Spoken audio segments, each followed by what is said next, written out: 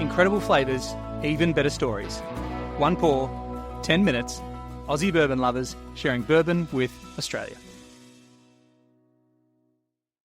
We're coming to you live from Kentucky. Oh, how was that pop? We've just gotten back from the last day of the Kentucky Bourbon Festival. And what are we drinking, Dave? Well, this is the Maker's Mark Private Select for the Kentucky Bourbon Festival, the single barrel that they chose. I'm very much looking forward to this. This was one of your favourite picks from the whole festival. There was a lot to pick from, and we had to be very, very selective as to which ones we brought back. You're right. There's, the thing about when you fly back into Australia is you got to pick which bottles you're going to bring back. Cheers. This one, so the Kentucky Bourbon Festival was so good. Wouldn't you agree? It was so amazing. Good? It was amazing. And we know we're so lucky to be able to do it. Yeah. But we're literally. The alarm's going off at 6:30. It's nearly 6:30. We know that we're so lucky to be able to be here in Kentucky to do this, but to try all the different whiskies, and there's so many amazing things about the Kentucky Bourbon Festival, and you've heard us talk about it so much. Yeah. But this particular drop, Maker's Private Selection, so it's a normal kind of that stave finish process they do where they take a normal barrel, they put the staves in, and I'll be able to... a certain amount of time. There's extra, that'll be on the bottle somewhere. Yeah, there's the one... What do we got there? Can you see it? It's the one baked American pure, 3 seared French cuvee, 2 of the Maker's 46, 3 of the roasted French Médiant, and 1 of the toasted French spice. But careful, there's no lid on that. There's bottle 120 of 246 bottles that they made for the Kentucky Bourbon Festival. We got one of them. They surprisingly didn't really sell out. A lot of people wanted that cask strength. Yeah, which was actually the one. It's weird that we say that I have a pick for the Kentucky Bourbon Festival. That's the one that I think is the best of the bourbons. But what do you reckon, Age?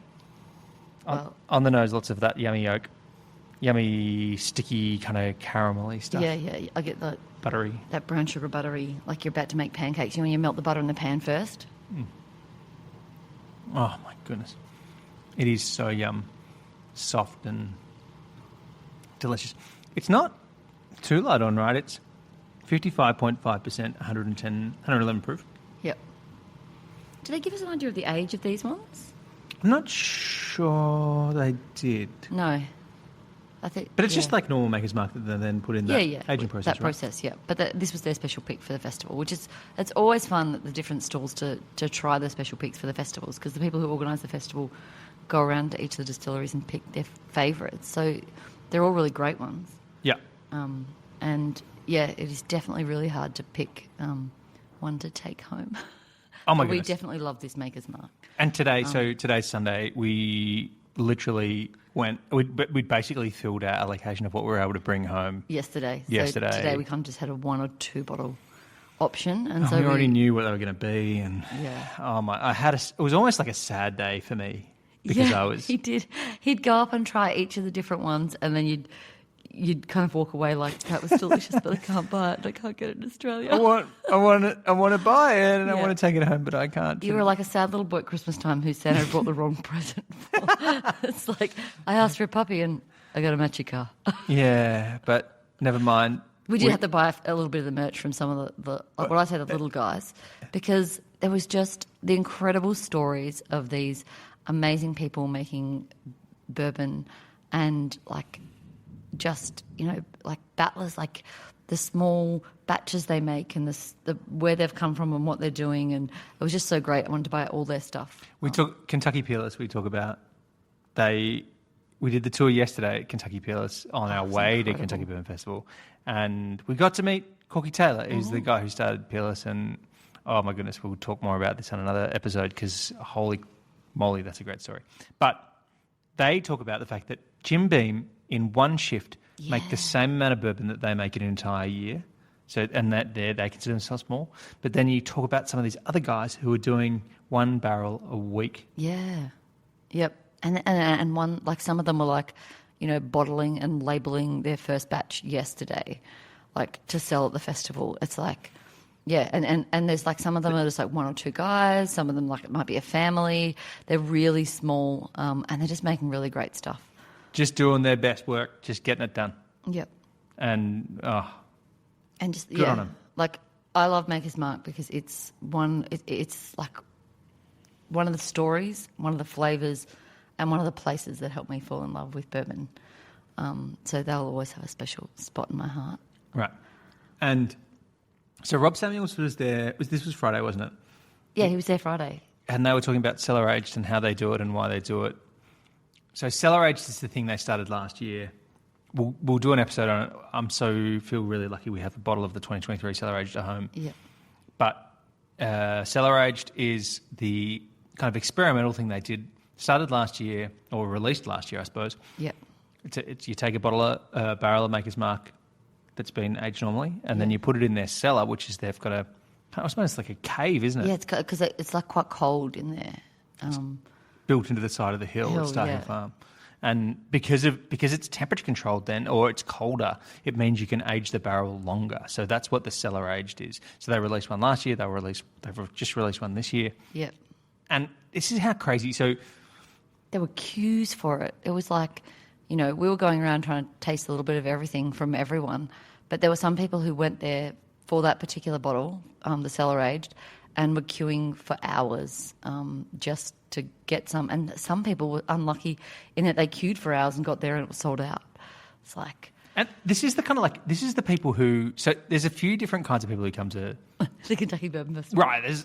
And like lots of different people who come, right? People from all over the world, yeah. Like locals come from around the corner who just want some nice bourbon. People who travel like us from far away. And a lot of people thought we were crazy coming from Melbourne, Australia to come to Kentucky for this, but we love it, obviously.